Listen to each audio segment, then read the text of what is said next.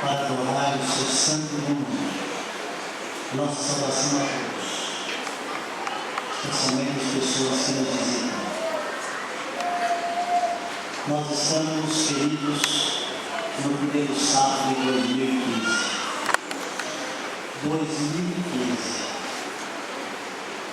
Eu creio que muitas pessoas não imaginavam que chegaríamos a essa data de 2015. A passagem do ano de 2000, de 1999 para 2000, havia uma grande expectativa no mundo. Eu, quando era menino, eu ouvia os mais velhos dizerem: 1000 passarás e 2000 não chegarás. Não era bíblico, mas muitos diziam isso. Eu ouvia isso lá em Minas, quando era menino, meu avô, meus tios, mais velhos diziam isso. Mas estamos no ano 2015. Mas eu gostaria de dizer com toda a convicção que nós estamos numa trajetória, numa caminhada para a Canaã celestial. Amém. E nós podemos dizer com toda a convicção que até aqui nos ajudou o Senhor. Amém. E nos ajudará mais e mais. Amém. Está você feliz? Está você confiante nas promessas de Deus? Nós vamos ler alguns textos da Bíblia nessa manhã. Porque sermão sem leitura da Bíblia eu não considero que seja um sermão. Feche meus olhos antes de abrirmos a Bíblia. Amado Deus, neste momento tão solene, tão reverente, que o Senhor se encontra aqui conosco para nos abençoar, para receber dos teus filhos a verdadeira adoração. E que nesse momento todos nós possamos nos tornar verdadeiros adoradores. Que nada nos impeça de termos uma íntima comunhão com o Senhor. Fala no Senhor nesse momento através do teu Santo Espírito. Em nome de Jesus oramos. Amém. Meus irmãos, a igreja, ela tem a sua trajetória. A igreja, ela teve 3 fases: a fase do deserto, a fase da igreja primitiva e hoje nós vivemos a fase da igreja remanescente. E nós estamos, irmãos, peregrinando aqui nesse mundo. E aqui não é a nossa pátria. Aqui não é o lugar da nossa morada definitiva. Estamos aqui caminhando rumo à Canaã celestial. E nessa caminhada nós temos uma missão, que é pregar o Evangelho. Preparar outras pessoas para o encontro com o nosso Senhor Jesus. Mas eu quero dizer para você, meu querido irmão, irmã, crianças e jovens, nessa trajetória nós encontramos obstáculos, nós encontramos dificuldades, nós passamos por provações e tentações, e há momentos na nossa vida que nós sentimos que as nossas forças estão diminuindo. Às vezes nós sentimos o cansaço. Já vem os anos, né? Os anos vamos pesando. Louvado seja Deus por esse irmão de 98 anos. Deus seja louvado. Que Deus continue abençoando esse irmão. Irmãos, mas a nossa trajetória aqui nessa terra, nós passamos por alguns estágios e nós encontramos pessoas diferentes. Nós encontramos pessoas que zombam da palavra de Deus, pessoas que às vezes aceitam a Jesus e vivem uma vida não de consagração a Deus. E nós temos aqueles que vivem uma vida dedicada e consagrada a Deus. Eu gostaria que os irmãos abrissem agora as suas Bíblias. No Evangelho de São João, capítulo 3, versículo 3. Eu quero dizer, irmãos, que tudo se resume à nossa vida, à nossa trajetória aqui nessa vida. E nesse ano que está se iniciou, resume num verso de São João 3, verso 3. A isso respondeu Jesus: em verdade, te digo que, se alguém não nascer de novo, não pode ver o reino de Deus. Você já nasceu de novo? Você já se tornou uma nova criatura em Cristo Jesus? Paulo diz: quem está em Cristo, nova criatura. As coisas velhas se passaram, eis que tudo se fez novo. Meu querido irmão, não adianta o nosso calendário estar zerado. Não adianta nós olharmos para um calendário novo, com poucos dias, mas se nós não nascermos de novo, nós vamos entrar no ano novo como criaturas velhas.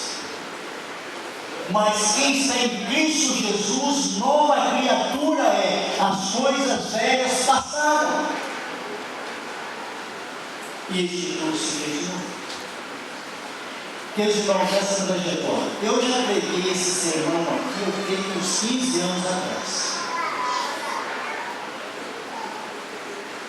Mas o que é maravilhoso, irmãos, que a gente pode passar mais 15, mais 30 e pregar que a palavra de Deus sempre é nova. A palavra de Deus, irmãos, ela é sempre nova, ela é atual. Eu gostaria, irmãos, que você abrisse a sua Bíblia. Nós vamos, irmãos, ver, identificar que existe no nosso mundo, no nosso planeta, em pessoas que nós vivemos, 3 tipos de pessoas. Nós vamos ser uma delas. Nós vamos ser uma delas. Abra sua Bíblia em 1 Coríntios. 1 Coríntios, capítulo 2, versículo 14. Irmãos, Deus quer que nós possamos identificar os 3 tipos de homem que a Bíblia menciona. 3 tipos de homem que a Bíblia menciona. E esses 6 tipos de pessoas têm as suas características. Nós vamos identificar e vamos ver aonde nós estamos enquadrando aqui. E depois nós vamos lembrar do primeiro verso que nós lemos que se alguém não nascer de novo, não pode ficar no reino de Deus. 1 Coríntios 2,14 diz assim: o primeiro homem que a Bíblia menciona. Ora, o homem natural não aceita as coisas do Espírito de Deus, porque eles são loucura, e não pode entendê-las porque elas se discernem espiritualmente. Já identificamos pela palavra de Deus, e Paulo, inspirado pelo Espírito Santo, ele cita aqui o homem natural. Quem é o homem natural? Como conhecê-lo? Como conhecê-lo? Como identificá-lo? O homem natural, irmãos, não nasceu do Espírito Santo, portanto não tem o Espírito Santo de Deus. Só nasceu uma vez, nasceu da carne. Aqui São João 3, versículo 6. São João 3, versículo 6 diz o seguinte: o que é nascido da carne é carne, o que é nascido do Espírito é Espírito. Irmãos, o homem natural, ele poderia nascer 1000 vezes e ele continuaria sendo carnal. Natural, nascido uma vez do relacionamento entre os seus pais.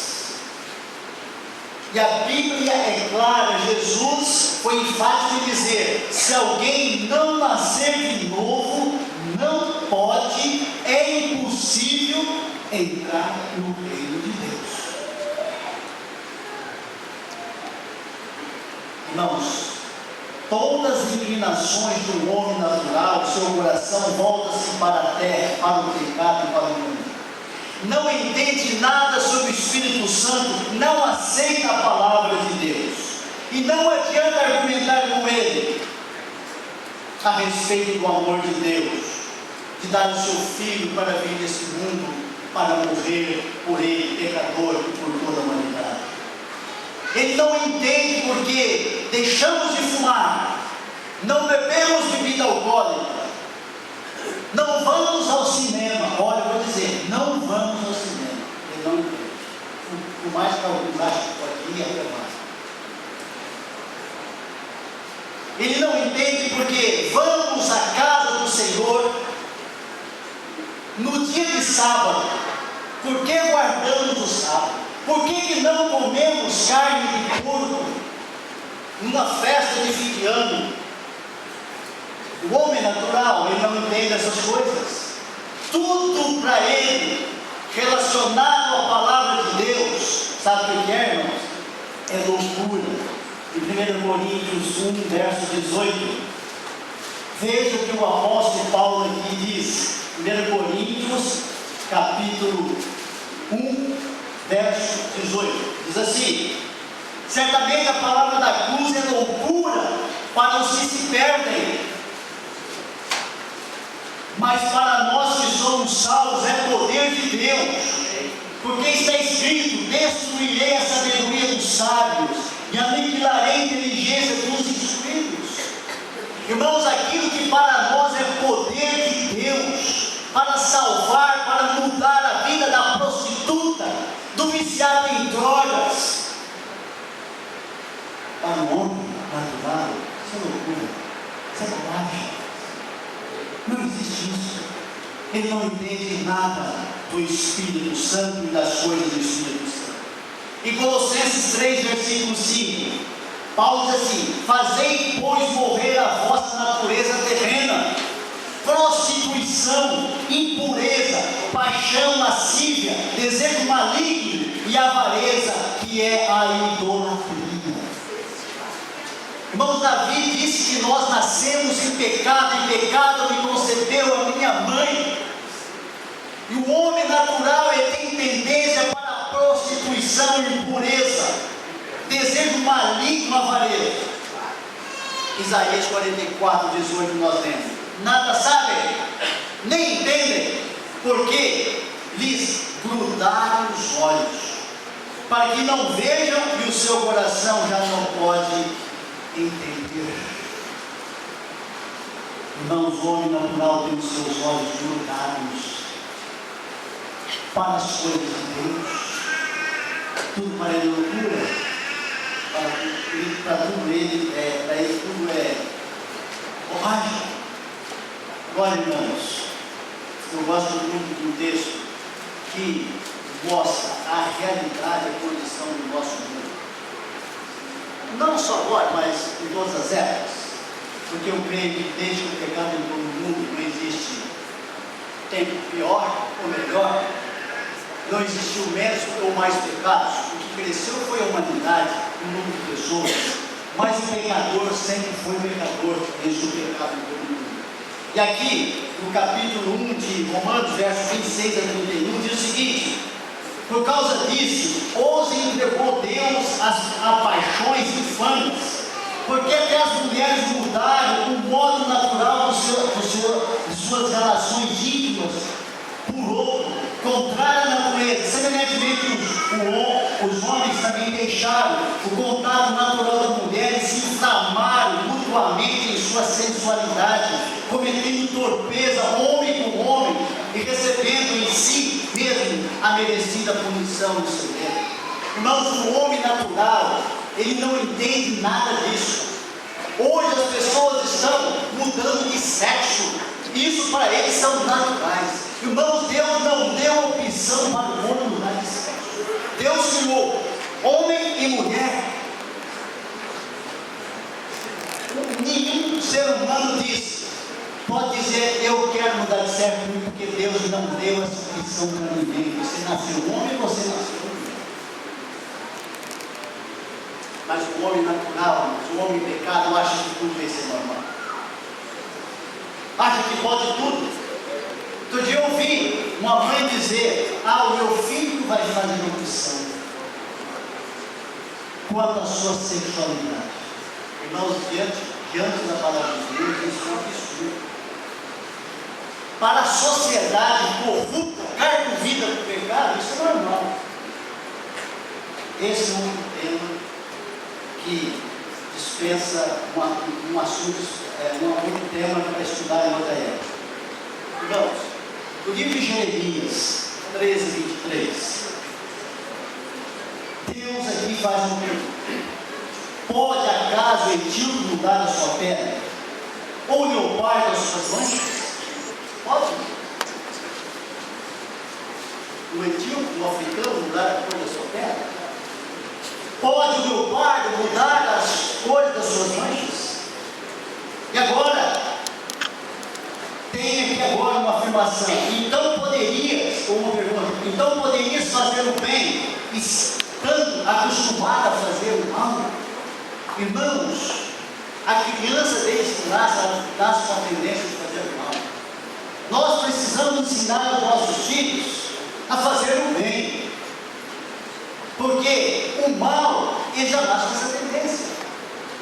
Irmãos, ninguém consegue fazer o bem, a não ser pela graça de Deus, transformação do Espírito Santo. Mas, irmãos, nem tudo está perdido, mas pelo poder de Deus, irmãos, no grande milagre da conversão, o impossível acontece. Mudar a cor da pele do etíope e as manchas do leopardo. Amém? Esse poder, queridos irmãos, do Espírito Santo arranca o homem do reino das trevas e o transporta para o reino de Deus. Certa vez, o grande evangelista Moody estava realizando uma série de conferências, e após o término da sua conferência, ele estava à porta, despedindo as pessoas. Se aproximou dele um grande cientista que estava presente assistindo às conferências. Ele disse: Pastor Moody, eu me tornarei um cristão se o senhor me responder essas 7 questões aqui sobre ciência. E entregou para Moody. Moody pegou, olhou rapidamente, ele não conhecia nada de ciência. E disse assim: meu amigo, eu te responderei amanhã. Volte aqui amanhã, eu lhe responderei. Mas com uma condição: fala para a tua casa, leia os textos bíblicos que eu vou lhe dar. Ore a Deus. E amanhã nós vamos conversar. Moody reuniu a igreja passou aquela noite de vigília orando. No outro dia, aquele cientista se aproximou de Moody e disse: Moody, não precisa responder nada, tudo já está resolvido. Aqueles irmãos daquela noite, aquele homem orou, aquele homem leu a Bíblia, a igreja orou, o Espírito Santo transformou a vida daquele homem. Vou contar outra experiência, vou contar uma situação. Certa vez um garotinho estava cavando no fundo do quintal e ele achou uma moeda toda enferrujada. Aquele garotinho se dirigiu à mãe e disse: mãe, eu achei essa peça toda enferrujada lá no fundo do quintal, ao estar cavando no quintal. Eu queria saber o que é isso. A mãe disse: filho, vai ali, pega a água, vai alinhar essa peça, areia ela com bastante água, e você vai descobrir o que é essa peça. Aquele menino começou a alinhar aquela peça, e ele começou a ver uma esfinge, e depois apareceu a cara de um homem naquela moeda. Aquela criança foi até a mãe e disse: mamãe, é uma moeda e tem a esfinge de um homem. Irmãos, para que o menino pudesse identificar a esfinge, precisou lavar, alinhar, tirar a ferrugem, para que ele pudesse ver a imagem, a cara de um homem. Meus queridos, para que nós possamos expressar a imagem de Deus na nossa vida, nós precisamos ser lavados através do sangue de Jesus. Irmãos, essa imagem ficou obscura, transformada. Eu, por um ano, eu fiz um trabalho na cadeia aqui em Ribeirão, quando era aqui, e eu era presbiteriano nessa época. Eu tive a alegria de conversar ali com os irmãos aqui que não foram presbiterianos, mas foram contemporâneos, né, da minha época ali. Eles visitaram a igreja presbiteriana uma vez, ou várias vezes, né, irmão? Falou até do pastor Jonas, eu conheci, não é? Irmãos, durante a época que visitei a prisão, pregando para os presos, você via no rosto daqueles homens, irmãos, um rosto cheio de ódio, de incerteza, de amargura. Irmãos, a gente olhava, jovens, a célula número 19 era só de jovens. Você olhava para aqueles jovens com o rosto transformado pelo pecado, pelo vício. Moços que tinham matado, assassinos. Você via o semblante carregado daquelas pessoas. Pessoas que foram criadas por Deus para viver ao lado de Deus. Queridos irmãos, eu quero passar rapidamente agora para o segundo homem que a Bíblia menciona. Segundo homem. Primeiro, nós identificamos como um homem o que? Natural. Que não acredita em Deus, não lê a Bíblia, não vai à igreja, zomba, bebe, fuma, joga, faz tudo isso. Prostitui. Mas a Bíblia, irmãos, ela identifica o segundo homem. Vamos ver aí, abre sua Bíblia. Em 1 Coríntios, capítulo 3. 1 Coríntios, capítulo 3, de 1 e 2. Diz assim: eu, porém, não vos pude falar como a espirituais, e sim como a carnais, como a criança em Cristo. Leite vos dei a beber, não vos dei alimento sólido, porque ainda não podeis suportá-lo, nem ainda agora podeis, porque ainda sois carnais. Queridos irmãos, esse segundo homem mencionado na Bíblia, ele é chamado de crente carnal. O primeiro é o homem natural, que não lê a Bíblia, não vai à igreja, mas o crente carnal, às vezes lê a Bíblia, às vezes vai à igreja, e quando vai à igreja, ele fica conversando, não lê a Bíblia, não canta, fica no celular, em vez de ouvir o sermão.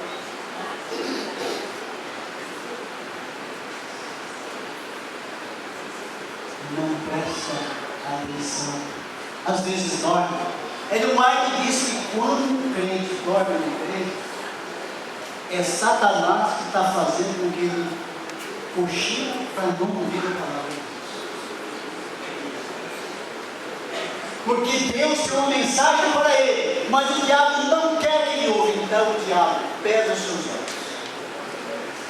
Queridos irmãos, Paulo diz assim, verso 2: leite vos dei a beber, leite se dá para a criança. Não se pode dar um alimento sólido para uma criança. E Paulo chama o crente carnal de criança, que vive com mingauzinho, com leitinho, vive fraquinho, não cresce,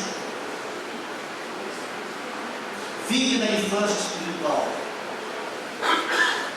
A criança, irmãos, ela é dependente. Se não dermos comida, uma criança morrerá de fome. Água da mesma maneira e remédio também. Não sabe o que faz. Agora vocês podem dizer, mas então existe uma contradição na Bíblia. Jesus disse: nós não tornarmos como criança, não herdaremos no reino de Deus. E Paulo aqui diz assim, que existe aqueles que são crianças.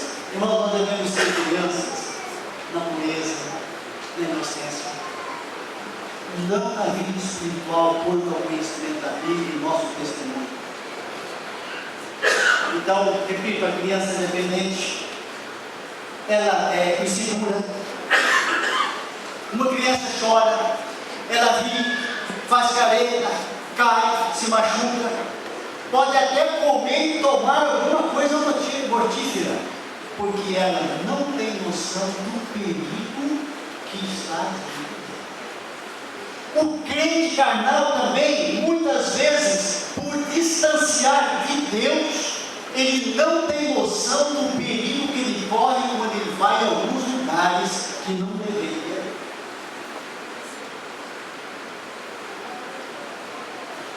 E beber algumas coisas que acha que não tem problema nenhum. A criança, ela é ingênua, como também o crente carnal. Uma criança fraquinha, não tem musculatura, não tem força, assim é o crente carnal. Tem suas fraquezas e sérias tentações. E tem pessoas que dizem: eu não resisto o cheiro da carne de porco. Que vontade. Eu não resisto a ir ou ver essas coisas. Isso não é fraqueza espiritual. Nós temos que orar, irmãos, e jejuar quando eu e você temos uma fraqueza. Irmãos, isso que estamos falando nesta manhã, isso aqui é caso de salvação, isso não é brincadeira. Se alguém não nascer de novo, não herdará o reino dos céus. Irmãos, capítulo 3, versículo 2: leite dê a beber, não vos dê alimento sólido, porque ainda não podeis suportá-lo, nem agora podeis, porque ainda sois carnais. Irmãos, a igreja de Corinto foi uma igreja problemática, quase acabou com a vida de Paulo. Havia ali, irmãos, na igreja, relacionamentos, irmãos, terríveis, de até o filho do pai dormir com a madrasta. Coisas absurdas que não é muito diferente do que acontece por aí afora. A criança não suporta alimento sólido. O crente também vive também de leite. Não sai nunca do leite do mingau, porque ele não se alimenta, não cresce, porque ele não cresce, não tem força, e sem força fica em derrota. Irmãos, ele falou morno, ovelha, não isso aí não, é morno. Conhecemos a história da igreja de Laodiceia, e nós somos a igreja de Laodiceia, a última igreja. Vou chamar a sua filha peixe, mas vocês são o quê? Mornos, estão a ponto de vomitar vocês na minha boca. Essa mensagem é forte para nós, e nós devemos assim assimilar essa mensagem. E em vez de arrumar alguma desculpa, nós devemos oferecer: tem misericórdia, me perdoe, eu quero renovar a minha vida, reconsagrar a minha vida. Nada melhor do que quando o povo ano se ensina. Começar por novo. Queridos irmãos, outra coisa que você vai notar no verso 4 aqui, capítulo 3, versículo 4. Quando pois alguém diz: eu sou de Paulo, e o outro de Apolo, não é evidente que ainda sois carnais, que andais segundo os homens? Irmãos, existe muitas vezes, eu creio que não tem, mas no lugar tem, partido de divisão da igreja. Eu gosto mais do Dom Timóteo, eu gosto mais do Mário. Irmão, na igreja de Corinto, havia aqueles que gostavam mais de Paulo, outros gostavam mais de Apolo, e vendiam a igreja.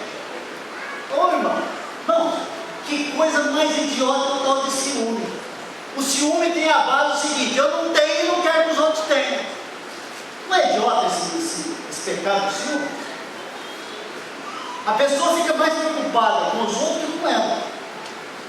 Eu não tenho e não quero que os outros tenham. Então havia divisão ali. Eu sou de Paulo, não, eu sou de Apolo. Aí, vem Paulo dizendo: quando, pois, alguém diz eu sou de Paulo, eu de Apolo, não é evidente que ainda que andais segundo os homens? Quem é Paulo? Quem é Apolo?